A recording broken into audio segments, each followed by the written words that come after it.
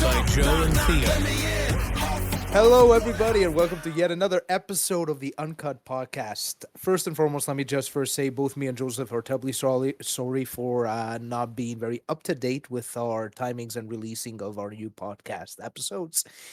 Granted, we did have the Euros who were finishing, so we're both very busy. Joseph crying because Italy did not make it through past the round of 16, I believe, and me watching the Euros hoping England loses. Before going any further, we'd like to congratulate Spain on winning, and we also are going to be talking about that a little more because today's topic specifically, Joseph loves this topic. He finds it extremely interesting, and honestly, for the first time ever, Joe's going to take fully the lead, and I'm going to sit back, have my popcorn. He's going to be taking care of this up for me. We're going to be talking about corruption in major sports organizations. We're going to be specifically focusing on FIFA and the IOC. Seeing that the Paris Olympics are just around the corner, kind of find that the timing might be a little great. So, without further ado, my name is Theo. I'm joined here by my incredible co-host, Joe. Joe, how are you doing, and how are you feeling about today's topic? Why do you always have to take a shit on Italy?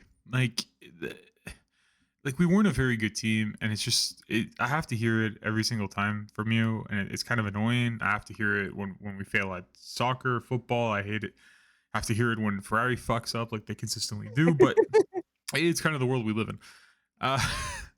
Yeah, no, it was a great European tournament, and Spain played a fantastic tournament. Obviously, 9 for 9, 9 wins, 9 games played, and Argentina as well, Copa America, that coming to an end, and also being crowned champions again, 9 for 9. Yep. 9 games played, 9 straight wins. Again, Canada had a very good tournament. Our home country, or at least the country we reside in that we call home, pretty well for a country that's not really known for the sport. So honestly, yeah. So congrats to Canada. And honestly, they lost, I think, by penalties, by 1 penalty. So very well played. Very well played. I'm excited to see what they're going to do in the World Cup. That's it. So I think all in all, I think we had a great football summer. So that's wrapping up. But like you just said, right? Another summer event is starting, and this Friday, I believe, the July 27th, where we have the Olympic opening ceremony in Paris this year. So, croissant. So kind of before we go into a whole bunch of stuff, kind of want to get your opinion here with the Paris Olympics. I don't know if you've been seeing what's kind of been going on with the venues and the lake that apparently they're swimming in. So what I've been noticing is the exorbitant amount of money that Paris is spending on developing the Olympics. What is it, like $9 billion that they're dropping on developing like new infrastructure for the Olympics, which is just insane. I think so. Yeah. I think so. But at the same time, it's like kind of seeing the venues they're kind of hosting at it. Apparently in one of them, they're going to be swimming in, or at least I think they're doing the triathlon in the river, the Paris River. No way. No way. That's just a disgusting river. I don't know if you've been seeing videos about the river lately. They did I think it was about a $500 million or $1 billion cleanup job for the water to make it swimmable. It really doesn't look. It's muddy. It's muddy. And I'm being polite. Like the water in Venice might be marginally worse. Like, and you're gonna have pro athletes swim in this water. Like they're gonna come out sick. And then the mayor of Paris was like, "Oh, well, I'll swim in it to show you how safe it is." And I'm like, I can't wait for her to swim in it and then not show up at the opening ceremonies because she's just ill. She's sick. Like, she's sick. it's disgusting. And I was joking with somebody who's from Paris, like recently, and they were talking about this, and they were like, "You know how many dead bodies are probably at the bottom of that river?" Horrible. Like it's not like Paris hasn't had revolutions before, so you can only imagine how much like stuff is at that bottom of the river, and how much is like you were alluding to $9 billion spent on the venues. I'm assuming about $1 billion went into cleaning up this lake, and it still doesn't look like anybody should even be swimming in there. So yeah, that's kind of what I'm interested in seeing come next week when these events finally start taking place. Like. Like they can't be serious. Like I hope it's clean. I really hope they're not serious. I really hope it was just like they just did this for like a very funny joke to the world. Apparently, I hope they're not serious. Apparently, the stands are up and you can see it, and then you can see the water, and it looks absolutely disgusting. Jesus absolutely, Christ. absolutely disgusting.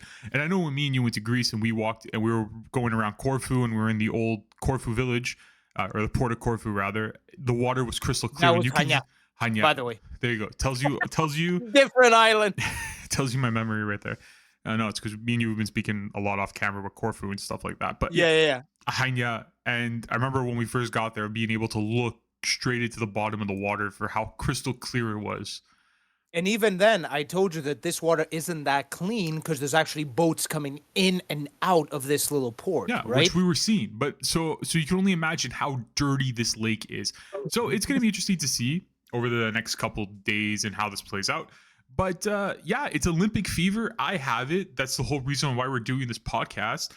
So Theo, kind of want to know a little bit from you. What are you like kind of looking forward to from these events? Is there anything that really catches your eye? Is there anything that, maybe you're looking forward to in the Olympics? Any events? So in all honesty, I don't really follow the Olympics that closely. I follow the scandals. The topic we're talking about today. No, but we're going to roll into that, but I don't really follow that much. I mean, for the most part, if I am going to watch something, it's going to be with regards to maybe combat sports, boxing, wrestling, stuff like that. I might watch the big famous sports, the 100-meter dash, maybe the 300. Is there 300 or 500-meter dash or something like that? It's 500, 100, 500? Yeah. 1500. Yeah, I might watch that. I might watch some swimming, but I'm not really. I don't watch the Olympics as actively as, let's say, I watch the FIFA World Cup and the FIFA Euro Cup or the Formula One Championship. So, but I do watch the scandals because, oh, mama, do they got some scandals? Yeah, I just want to get your opinion on it before we start breaking into the, the meet and greet of this episode. So, okay, yeah, no, it's very, very interesting from your point of view. I mean, it goes to figure you follow finance way too much there. So look at the Olympics, like this stadium costs 1.2 billion. I could have done it for 900. No, but I'm really excited. I'm really excited to see like you said, the track and field events. I'm excited to see the judo. I don't know why. It's just something I gravitate towards. Really excited for the tennis. Tennis is going to be interesting. Going back to Roland Garros in France and seeing another French Open, especially this might be the last of the big three in tennis. Novak Djokovic, I think Roger Federer was gone, but Nadal, seeing if they can still do it at an international level, as well as seeing the Olympics soccer tournament, which is traditionally a U23 tournament, but you're able to have 3 senior players. So that's going to be kind of interesting to see. And also, I'm looking forward to it. You know something? I might actually start getting into some basketball because I know in basketball, right, Greece is actually ranked pretty highly. Yeah. So maybe I might watch some of their games. I don't know. I don't know jack shit about basketball, but hey, well, Giannis I can read numbers. Well, you guys have Giannis Antetokounmpo, so that's all I know for Greece at least. But nice butchering of his name, mind you. Oh, listen, I think it's better than what most people would probably pronounce it outside of Milwaukee. I'll agree. But no, it's going to be a very interesting. 2 weeks in Paris, and the world's eyes, I guess, are going to be on that venue. But world eyes used to be on other cities too, for plenty of other reasons. And we were just talking about it, and I guess now is better time than any to start getting into the meet and greet of this podcast. And it's corruption scandals in major events. And, oh, mama. and like we were talking about, right? The Euros just wrapped up. Copa America just wrapped up. We have the World Cup coming in about 2 years' time, hosted in Canada, United States, and Mexico, with United States being predominantly the more host of this tournament, with them hosting, I think it's like the most matches out of the 3 countries. But I want to talk about FIFA and the corruption that goes into FIFA and the corruption that goes into ultimately deciding these host countries. And we talked about the Olympics, and we're going to come back to the Olympics because the Olympics isn't clean from this either, right? But I do want to touch on this point before we start going into things. FIFA, UEFA, who's the governing body of the European competitions, such as the Champions League and such as the European Cup that just wrapped up in I want to say England, but it was in Germany, that just wrapped up. They're non-profit organizations, which means that when they host events, they do it for non-profit, right? they're not expected to receive money from these events, right? And the same thing goes for the IOC, the International Olympic Committee. The International Olympic Committee is a governing body, which means they just govern the sports that are at the Olympic Games to issue winners of competitive level. Again, another non-profit organization. And this is where the scandals kind of take place. And the reason why I talk about FIFA is FIFA is the most known for this, right? So, yeah. FIFA, what is FIFA? What drives FIFA? What are the scandals behind FIFA? Well, for those who don't know, I want to say 2019, and my time might be off on this. For which scandal? The Sepp Blatter scandal. Sepp Blatter, I think it was in the late. I'm gonna actually Google it. Keep talking. I think I'm gonna pull it up right now. But anyways, if I remember correctly, it was in the late teens. I don't know if it was 2018, 2019, but it was around that time period where the United States FBI basically went into FIFA's headquarters in Switzerland and caught Sepp Blatter and the head of UEFA at the time and vice president of FIFA, Michel Platini, for allegations of corruption ahead of FIFA. And I believe it was a scandal for...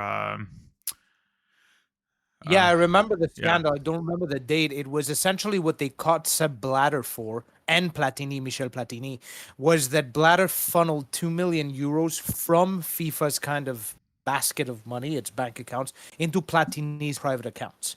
So that was exactly why the FBI came in, right? And that was just one instance of what happened to Sepp Blatter. And just to bring back to the point, I think it happened in 2016 or 2018. One of the two. Okay. Right. I think it's more, if I remember correctly, I think it was more along the lines of 2018, because I know it had a lot to do with the 2022 Qatar World Cup coming up. So I think 2018 was most likely the year, because I remember him being present for the World Cup in Russia, which is 2018. So it must have happened around that time. Yeah. But needless to say, and as you allude to, right? So it was basically funneling money from the FIFA bank accounts into Michel Platini. The United States got involved, and nobody would have ever guessed that to be the country that takes down FIFA. And ultimately with that came mass scandal and mass corruption, and they found multiple transactions occurring. And with that, Sepp Blatter was forced, after 40 somewhat years, to step down as president of FIFA, as well as Michel Platini stepping down as head of UEFA, and multiple other governors at FIFA resigning. And FIFA ended up from this resetting and restarting, and since then it's been clean. But we're not air quotation marks. Air quotation. But we're not here. 2026 World Cup, you can even tell, has a little bit of je ne sais quoi behind it because of the United States. Anyways, different subject for a different day. Maybe down the road we'll get into that when more information starts leaking little by little. Yeah, exactly. But we want to talk about the Sepp Blatter reign. And most notably, we want to talk about FIFA under Sepp Blatter. Right? So I'm going to bring it back to 2010. And kind of where FIFA starts having a little bit more of a foothold in political agendas in FIFA. Okay? So what happened in 2010? What was the big what the hell moment at the 2010 World Cup? Well, for people that don't know this, in 2010, journalists were robbed by people from Zimbabwe, or Zimbabweans. I don't know. It was I pronounced it correctly. Yeah, and just to give a bit of background here, in 2010, the World Cup of FIFA was held in South Africa. Yeah, I was going to that. Right. So okay. So just wanted to give some info on this. So in 2010, as South Africa was hosting the World Cup, 2 journalists were robbed. Now, ultimately, 2-3 days later, they had found the robbers of the journalists, and within 3 days they were sentenced to 15 years life sentences. Now, somebody would normally think, well, that's pretty quick, to the point where, like, that is way too quick. That's like you ordering Chinese food and it shows up within 5 minutes. Like, maybe I shouldn't take that. Did you cook it? The noodles? You did not have enough time to cook it. So it kind of goes to that point, and people are going, well, that must be the law of South Africa, right? If it happened in South Africa, then well, this is the way it's done in South Africa. This is their their judicial system. And Yeah. no, it's not. This is the FIFA courts that had sentenced these robbers to prison. So that's one instance of, okay, FIFA's taking their power to a little bit new heights right now than they previously had, right? In Germany in 2006, I don't think anything was really said about the tournament. Not big. Not much, to be honest. And you can go back 2002. Yeah, you can really do talk a lot about 2002 and the corruption scandal of 2002, it being held in Korea and Japan, and what happened with Korea and the officiating, how they managed to beat Spain and beat Italy in that World Cup knockout rounds, and the officiating being so-so for both of them. And then coming out later basically saying like, oh, look, we really wanted the host country to succeed. So we basically started giving more fouls to the opposing team to make sure that Korea went through. You know, like Totti being given a red card for diving on a play that wasn't a dive is pretty suspicious. But, you know, you can't change back time. But again, 2002, we're talking about another potential corruption case, right? Yeah. 2002, you go back to 1998. And in the final of 1998, apparently, Ronaldo, the real Ronaldo, please stand up. R9 was apparently paid off to not perform as well in that game. People maybe contributed to seizures or whatever it may be. But apparently was paid off to underperform in that game, ultimately giving the win to France in 1998. Then I think it's 94 was held in America. The first time a tournament was held in the United States. Italy 1990, and you can go back in time with this, and you look at each tournament, you'll probably find flaws, but it just goes to show like FIFA has this history of corruption. And I also want to touch on the last 3 World Cups. Brazil, because they were bad. Yes, Brazil, Russia, and Qatar. Now, Brazil, I want to touch on a little bit because of the fact that Brazil, what FIFA did to Brazil was wrong. All right, you're talking about a country who's not very, I would say, rich economically, and the fact that FIFA took the World Cup to Brazil and basically left with the funds they held and left Brazil with absolutely nothing, and were basically responsible for paying for the whole tournament. Is scumming on FIFA, right? The fact that I believe it was Manaus was a host city, right? If you don't know where Manaus is located off the bank of the Amazon, which means very rural area. In order for supplies to be shipped to Manaus, it has to travel through the canals of the Amazon, which is very difficult to do. It's not a very simple thing to do. So the stadium in Manaus needed to be upgraded to fit FIFA's regulations of capacity. So to get supplies in, they had to ship it from Portugal down to South America through the Amazon to build the stadium. So I believe they spent a stupid amount of money on this. And I think it was upwards of $1 billion to build the stadium in Manaus, all for 3 World Cup games. Exactly. Following those 3 World Cup games, the stadium hasn't been used. It cannot be used. There's no team in Manaus that's big enough to host, to fill the capacity of it.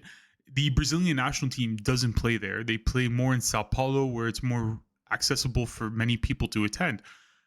So it just shows FIFA's lack of research and corruption behind the Brazil one.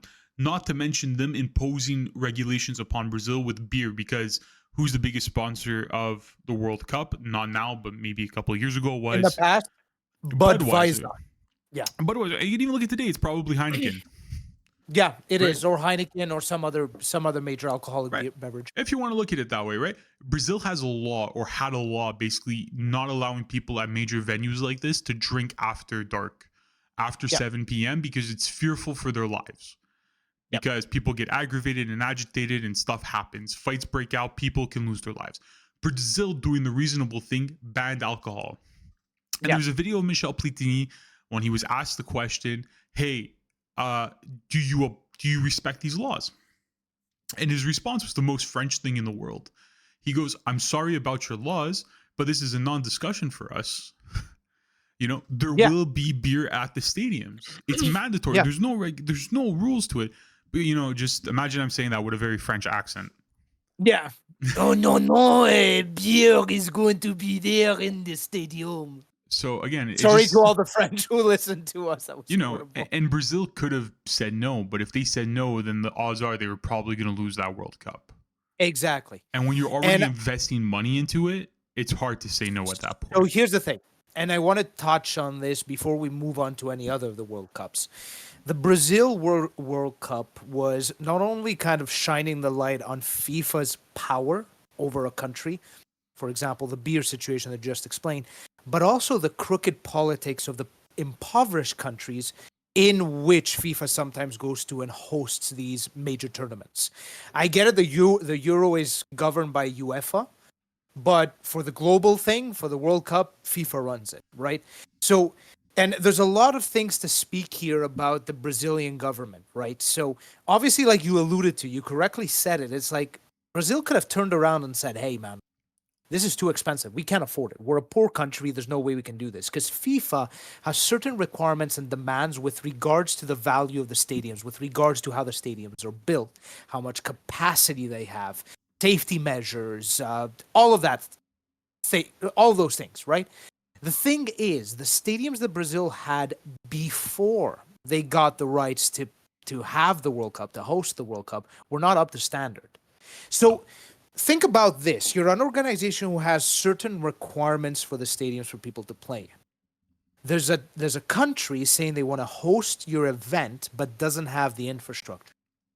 Yet you turn around and you say, you know what? I'll give you the rights to host this event. Brazil ended up spending close to 11.6 billion with a B dollars of taxpayer money to develop these stadiums along with the infrastructure required around them. Point in case, the stadium in Manaus that literally costed billions to build just because of the difficulty of the logistics to bring materials in. The thing here is, however, there's an enormous finger to be pointed about the corruption within the Brazil government. Because this decision wasn't taken by the Brazilian. This decision was taken by major government officials. And the reason why major government officials, and we're going to get into this discussion when we start talking about the IOC later on during this topic, is because the government officials had a personal stake in making profit from all of these construction laws, from all these construction deals. In other words, they use taxpayer money to, one, meet FIFA's criteria, bring FIFA in, pay off a couple of development companies to develop these stadiums in the way they wanted, and they got a little kickback right after all of it. So the corruption goes both ways, and that's what I want to talk about also. Is it's not only FIFA, it's the governments as well. And we saw this, and I'm going to transition. I don't know if you want to step on Brazil a little longer. No. I want to bring this up with you now. And right. before we go into that, you talked about the Olympics. Let's go into the Olympics because I want to basically show this to you as well. And we'll have a conversation about it and go back and forth on it. Yeah. Because I know you got opinions on this type of stuff, right? So Brazil hosted Jesus Christ, my time frame, 2014. At the same time, also the Olympics in 2016. So yes, coinciding, right? Yeah. Russia, who was the next host venue in 2018, hosted the Winter Olympics in 2016. Catching along. Yes. Right? 2020 was Japan. Yeah. Japan's clean right now. Yep. Yeah. But so 2016, yeah, Brazil 2018. Yeah, I'm just trying to line up my years correctly. Yeah, you're trying to. Yeah. Yeah, and I believe it was Beijing in 2022 Winter Olympics. I think so. I Beijing's 2022 Olympics, I'll be honest with you, is like a very blur in my mind. Yeah. But also Qatar 2022. Yes. Right? So this was coming to my next point. Do you see a trend there? Outside of Japan, do you see a trend of what was developing? Yeah. right? Of course. Look what's happening. A lot of countries, listen, Brazil for the most part is a very beautiful country. Yep. Very beautiful country. No problem about that. But it's weird when you see dual bids for a country that go in. Exactly. Right. Especially for a country that's not as wealthy and can support those bids. So I just wanted to bring up your point of corruption. So you have to remember these bids take place way in advance. They already know like 2-3 events in place. They know what's going on. So this was a previous regime in Brazil that was known for corruption. That's kind of what I wanted to bring up too, because reports came out not too long ago with the regime that was in Brazil receiving bribes. Yes. To bid for the Olympics. Yep. And to bid for the World Cup. Corruption at its finest. The government was receiving bribes for this. And I think it was in upwards of like 30 million, something like that. And it makes sense. Listen, if I'm a major developer, right, and I'm operating in Brazil, and I can get the government by bribing them 30, 40, 50 million dollars to bring both the World Cup and the Olympics, which the World Cup costed 11.6 billion and the Olympics costed close to 20.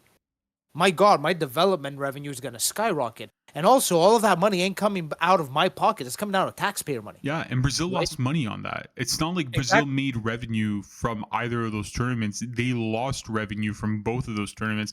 And we started this podcast talking about the river in France. Shall I remind you, there was a lot of venues in Brazil that were not ready in time at all for the games. Exactly. Granted, everything went off without a hitch, thankfully. But the moment the games ended, you saw the pollution come back. You saw this type of stuff. And you can even go back to the Beijing Summer Olympics in 2008. I don't know if you remember, there was massive concern going on around there because of the smog in the city of Beijing. Yes. And how that I do remember. And how Beijing had to basically kind of clear the air for the Olympic Games because or else it would leave them like I said, all eyes are on your city at this time. Exactly. The world's eyes are on your city. And the last thing you want to see is your city in a bad light. So yes, the smog minimalized for the games, and for those 2 weeks, everything went fine. But the moment the games ended, look at Beijing now. Exactly. Right? Back to what it was, if not worse. Back to what it was and not worse. But the reason why I bring up Brazil, the reason why I bring up Russia, the reason why I bring up Qatar and also bringing up China again for the Winter Olympics is because when you take a look at this type of stuff, these are countries that, for better or for worse, aren't exactly viewed in the most human rights areas of the world. Right, exactly. So what you're trying to say is they're most corrupt. They're more corruptible. I wouldn't say they're more corruptible. I just wouldn't say they're known for the most human rights. Meaning that there's a lot of oligarchies, there's a lot of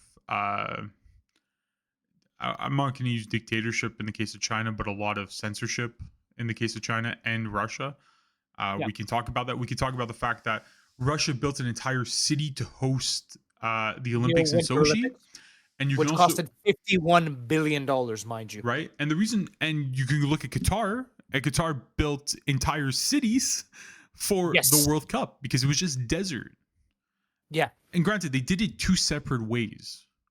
Exactly. Right? And moving into Qatar now, specifically on this, and before talking on Qatar, it's like you can kind of see how both of these things are intertwined, right? You got the governments which are corrupt, but at the same time, you cannot just wave the hands clean of the FIFA heads, currently Sepp Blatter. We're talking about FIFA specifically here under Sepp Blatter's rule. Yeah. Sepp Blatter agreed to this. Sepp Blatter was like, yeah, you know what? This is fine. Well, so when he announced the 2022, and if you don't know that reference, go watch his press conference when he announced it. The 2022 World Cup in Qatar, it was Sepp Blatter who made the final decision. Well, I wouldn't say he made the final decision, but it was his regime of FIFA that made the final decision. And then the criticism came out. And then the criticism was that they received enormous bribes from Qatari officials in order to bring the World Cup to Qatar, which again made no sense. Because just like it didn't make sense to take it to Brazil, because Qatar in the summer is boiling. Well, to the point where it can be lethal for the actual players. Well, do you know the story behind it? I'm just asking a basic question here. Do you know the story of what happened to the 2018 World Cup and the 2022 World Cup?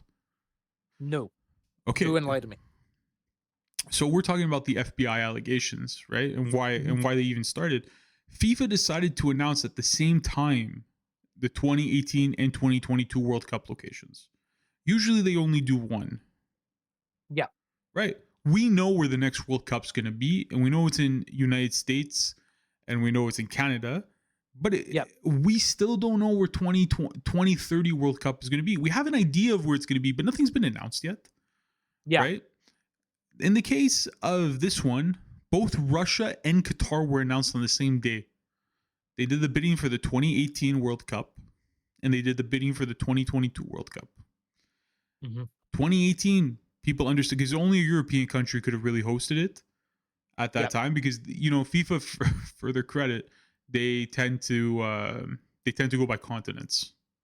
Okay. Right? They did one in Europe in 2006. They did Africa in 2010. They did South America in 2014. So it was Europe or America or Oceania. Maybe Australia would have gone for it. Right? And they couldn't do Asia because they already did Japan, Korea. Japan in 2002. So America was eligible to host it, and technically Oceania. Yeah. So you're asking me, well, how the fuck did Russia win it? Fair point. Right? Fair point. Right?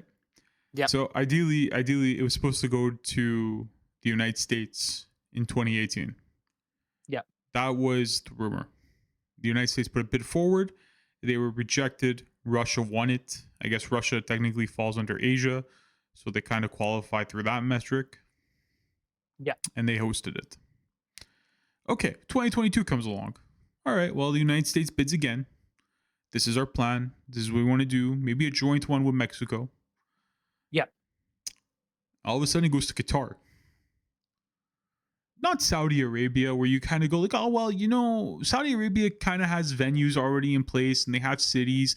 Or, Dubai. Dubai has venues and cities in place for this type of stuff. That makes sense. They have a league in Saudi Arabia, the Saudi Pro League. They it's coming up. It's building. Makes sense to go to Saudi Arabia. No, it makes sense to go to the United States as well. Yeah. It does. It would. They have the venues. They have the NFL stadiums. They have the capacity. No, goes to Qatar. Yep. Qatar. They don't have a league. I don't even think at the time they had a national team, if I remember correctly. Or maybe they did. Stadiums. I don't think they even had stadiums. They did. They did have one stadium. Okay. I think they did. One. I think they did have a national team at the time. I think, because I remember in 2002, the Confederations Cup. I think they had the Qatar national team. I think that's where it was hosted. Okay. But needless to say, the eyes kind of go like, what? What? Why are we going here? Why are we going here? Why aren't we going to the United States, which was second place? And then that's where the allegations started coming out. That's where people like, and I don't want to get them wrong. I think a lot of FIFA officials were arrested for bribery. Yeah. A lot. They were caught receiving money from the Qatari government to vote for their proposal, even though it made no sense. Right? It still didn't make sense when it was hosted. And I think that corruption will go down under Sepp Blatter the most. Yeah, it will. And not only for the corruption of the money, but also the human lives lost. Yeah, I know you want to go into that, so. Right. No, but Qatar, I'm sorry, was one of the worst for human rights, right?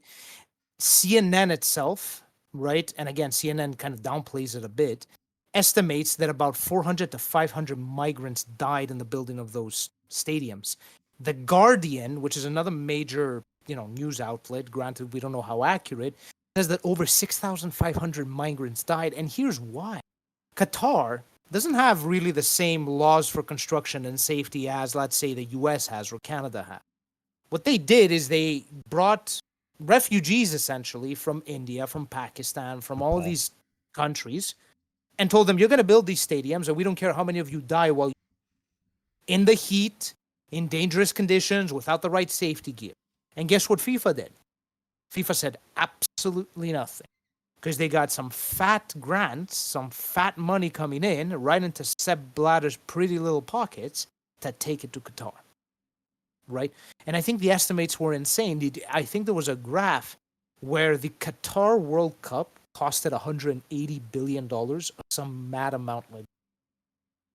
So that goes to show you about potentially, we're talking about some serious level of corruption on organizations that essentially, in my opinion, cannot be touched. Yeah, the FBI stepped in and regulated them. Yeah, whatever. But they really can't be touched, right? And the IOC doesn't go any back, right? The IOC is the same thing, right? The IOC, and I'm going to speak a bit about Greece over here. Greece hosted the Olympics, the Summer Olympics in 2000. You're talking about a country that in 2004, right, was issuing bonds that it could not pay back in the future. A country that does not have the GDP or the infrastructure at the time to host such an enormous event. The Olympic Games in Greece costed Greece $11.6 billion, which, mind you, was $3.1 billion euros over the budget. And they only made $985 million from that. So the IOC, which is supposed to essentially regulate where the Olympics happen and is supposed to essentially sit down and look and say, well, you know what, thank you for your bid, but you don't have the infrastructure, and we're going to destroy you in the process of doing it, and saying no, said, you know what, yes, we'll do it. Why? Because a couple of construction companies and cement companies in Greece bribed heavily, just like they did in Brazil for the Olympics. They bribed heavily the government to place exorbitant bids to the IOC. These exorbitant bids, the IOC didn't turn around and say, hey, maybe this ain't good. They're like, hey, we're going to take it, despite the fact that they're a not-for-profit. And they just did, and just send it to Greece. Greece still, to this day, is paying off the debt of these Olympic. And there's many cases of that. There's many cases. London, $18 billion in 2012. Sochi, $51 billion. Brazil, $20 billion. London, maybe you can put it aside. Maybe it had the infrastructure development. Fine, right? But Sochi, Russia, Brazil, Greece? Like, I'm sorry. Like, at a certain point, you start asking yourself, well, why don't you just take it to Germany? Why don't you take it to a country that has the infrastructure? Why are you going to countries that don't? That's the keep, right? But we're also going to find out too with Paris coming up. Is Paris bucked the trend? Like we said, right? Russia was a little bit of a different story. They actually made revenue from the games, right? They didn't need to spend as much, but keep in mind they built an entire city for the games. So she didn't exist prior to 2014. Exactly. Right. Brazil lost money on it. They lost quite a bit. Greece, like you said, lost quite a bit. London as well. London as well. Japan really didn't lose too much, right? Granted, though, COVID was kind of going on. A lot of stuff was happening. So I don't think Japan's full effort was put into it. But it's also not like Japan to overspend anyways on most things, traditionally. Yeah. So that's fine. Games went off without a hitch.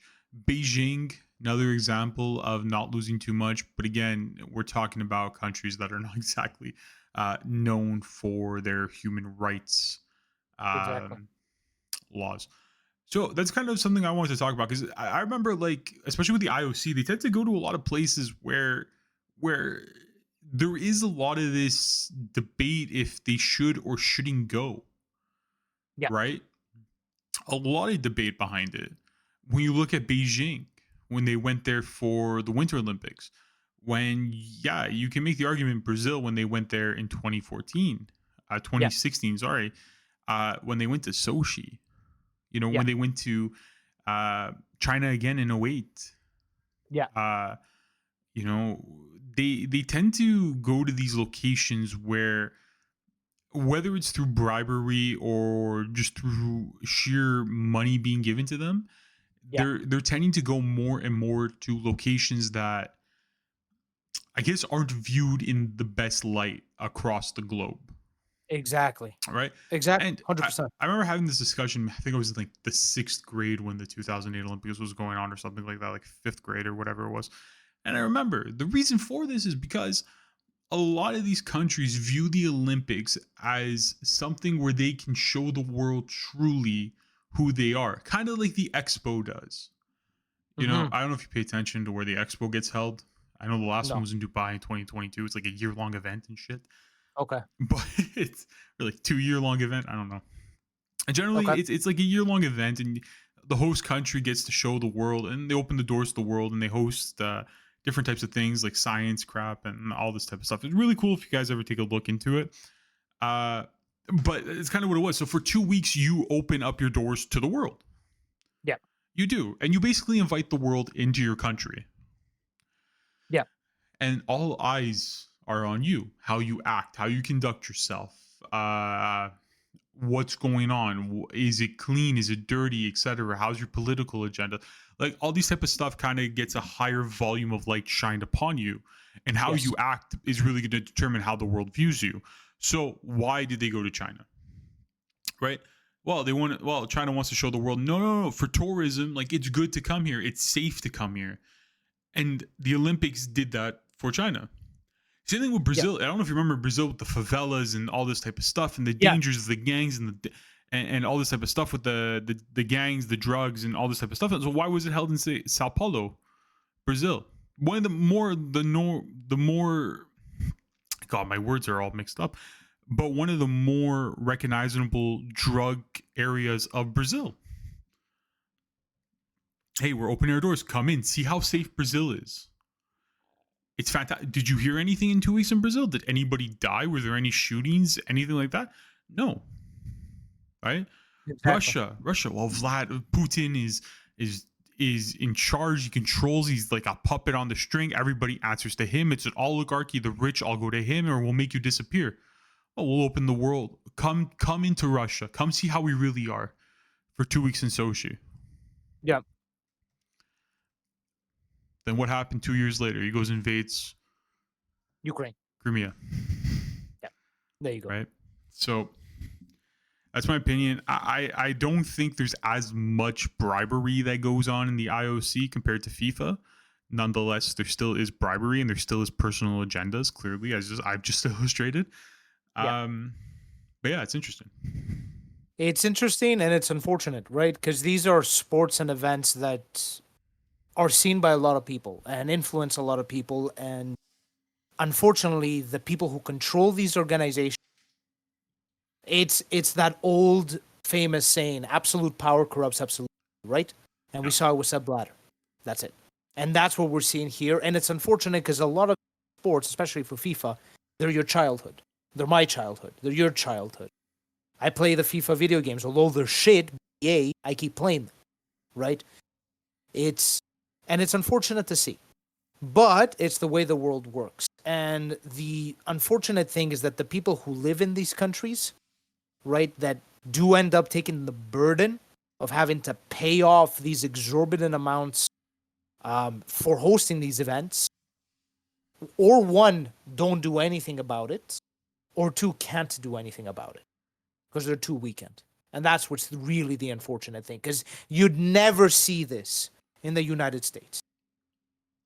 Because everyone would be in a riot if this happened. But you do see it in countries where the populace is suppressed, unfortunately. And that's my 2 cents. And you're 100% right. And I think maybe IOC knows that a little bit, and so does FIFA, because we see where these next countries hosting these events.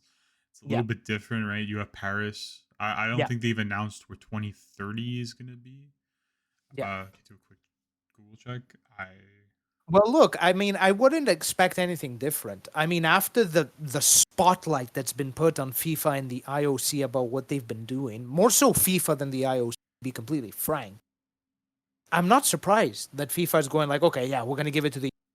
It's kind of a way to get the spotlight off their backs, right? That's it. That's simply what it is. So it doesn't really surprise me at all. But I think those are going to be my... be completely honest on this whole topic. I know we might be getting close to time, So I'll pass it on to you. Yeah, so just some corrections just wanted to make there. So Okay. yeah, 2028 Summer Olympics is in LA. I'm stupid and didn't remember that at all. Uh, Okay. so going back to the States and the 2030 Winter Olympics is going back to Vancouver for the first time in 20 years. Hi, Vancouver. Glad to see you're back. And obviously, the 2026 Winter Olympic Games is held in Italy this year. At that time, I believe it's Milan or something like that that's hosting it. Okay. So, pretty interesting shit, actually. So Yeah. it's kind of weird when you look back on it and get to see like I guess the IOC kind of was figuring what the hell was going on, and I guess they're backtracking a little bit on what they were doing. FIFA, the same thing. So we know 2026 is going to be held in the States, Canada, and the United and Mexico. And then we know 2030 is going to be held in Portugal, Morocco, and Spain, something like that. I think so. Yeah, something like that. It's going to be very interesting. It's going to be a very interesting couple of months, I would say, and how this all plays out. But we can't wait to talk to you guys about it coming up, I guess, in the next 2 weeks. I'm still looking forward to the Olympics, even though we just chat on it for about 2.5 weeks and the corruption that probably went into it. But I'm still looking forward to the Olympic Games. I'm looking forward to what's going to happen. I'm looking forward to the next World Cup and the fact that it's going to be held in a country that we currently live in, and we're about a 6-hour drive away from the nearest games because that's how North America Guess works. what we're gonna be doing? Because that's how North America works, right? You're 6 hours away from your next closest city. Yeah. I think it's going to be a really interesting time, and I'm excited for it. Quite honest for you, I was talking to one of my friends, our friend actually, and he's even talking about like, oh, let's go on a train and let's go to like Toronto to catch a game. I Right? told you. I know we're gonna do it. Right. But knowing me and you, we'll probably end up back in Europe for like the 6th straight freaking year in a row because that's who we are now. Yeah, most probably. But I'm looking forward to it. But I'm excited. I'm excited to see how this country is going to react to these games. Yeah. And I'm excited for the upcoming Olympics in Paris. I can't wait to see. All eyes are going to be on Paris yet again, and what's going to happen in Paris. I don't wish for bad, but there's clearly been unrest in Paris for a Huge. while, But and that's a different topic. it's going to be interesting. Are these strikes going to continue and show their head at the games? Mm-hmm. That's kind of what I want to see. Is there going to be political agendas being played? And I think that's a pretty crucial part because in Brazil, I don't think we saw too much of that. There were bits and pieces here and there, but not to the point where it's at now. So Paris, hey, for a country that's notorious for complaining, it's going to be quite interesting to see what's going to happen. I want to know if people are going to get sick from the water too. But that I'm very interested in. But even though we spent the last half an hour talking about it and basically looking into the corruption that goes into the things that we enjoy, Theo, I'm still excited. Yeah. I'm still excited to watch what's going to happen. I'm going to see if somebody's going to break Usain Bolt's records. I'm going to see if somebody's going to be the next Michael Phelps. I want to see this stuff. Yeah, and, of course. I'm even more excited for 2026 when the World Cup comes to North America. Because I'm for sure if Italy's playing in Canada, I'm going to get tickets, even though it's going to cost me a freaking arm and a leg to get because they baited me in already. Yeah. And Same with me. And I'm excited. Same with me. And dude, knowing us, we might go down to LA in 2028 to maybe watch the Olympics. Could be. The same way I might go to Vancouver to watch international hockey because even though we hate it and even though we know what's going on behind it, I still love it. Yeah. So just kind of want to know from people out there, are you guys interested? Are you guys excited for what's coming up? Do you guys just hate committees in general? IOC? FIA? If you're a Max Verstappen fan, maybe you hate FIA right now. So tell me your opinion, guys, even after this podcast. Are you guys still excited for the Olympic Games? Do you watch the Olympic Games? Do you give a shit about the Olympic Games? How did you guys feel about the Euros that just passed and the Copa America that just concluded? Did you guys enjoy it? Did you guys watch it? Did your team win? Are you Argentinian? Are you Spanish? Congratulations. Did you guys enjoy what happened in Miami with the lack of security and the lack of police? We'll leave that for a different day, maybe when we get closer to 2026. So, I'm Joe. That's my podcast and probably the last one I'm ever going to do and host. So, good for me. So, Theo, I ask you, my friend. Yeah. What are your thoughts on all this? So my thoughts echo yours, man. As I said, it's horrible to see all the corruption that goes behind these big organizations, as we kind of talked about today, but we're still hooked. We're gonna go watch the games. We're gonna watch the World Cup. It's the World Cup. We're still gonna scream at our TVs and vote for the team we love. We're still gonna watch the Olympics. These are things that we grew up with. We're gonna continue watching, and we're gonna, unfortunately, bond with our kids over. Right? And that's how it is. That's how it's always gonna be. And goddamn, listen, I don't even know if I'm gonna have any kids, but listen. Not leaving me much time there, buddy. No, no, I'm not. But that's my opinion. First. But listen, that's my opinion. Hey, listen, you never know. Happy you never know. So somebody might call you. Somebody might call you Papa, and you don't know from where. I prefer Papi, but that's just me, though. Anyways. But that's my take. That's my take. And honestly, for all of you out there, share with us your thoughts on this whole topic. We're more than happy to interact with you. Again, you can listen to this podcast on every single platform where you can stream podcasts. So Amazon, Google Play, Apple Play, Spotify, everywhere. Also, apologies for taking so long to make this next podcast episode. Again, we had a bit of a conflict with our schedules, both me and Joe. And yeah, those are my closing thoughts. Thank you so much, everybody, for listening to us. My name is Theo, and Joe, as he said, his name is Joe. I would be surprised if it changed in the past 10 seconds. Go by Giuseppe now. Okay, Giuseppe. And we'll see you guys on the next episode.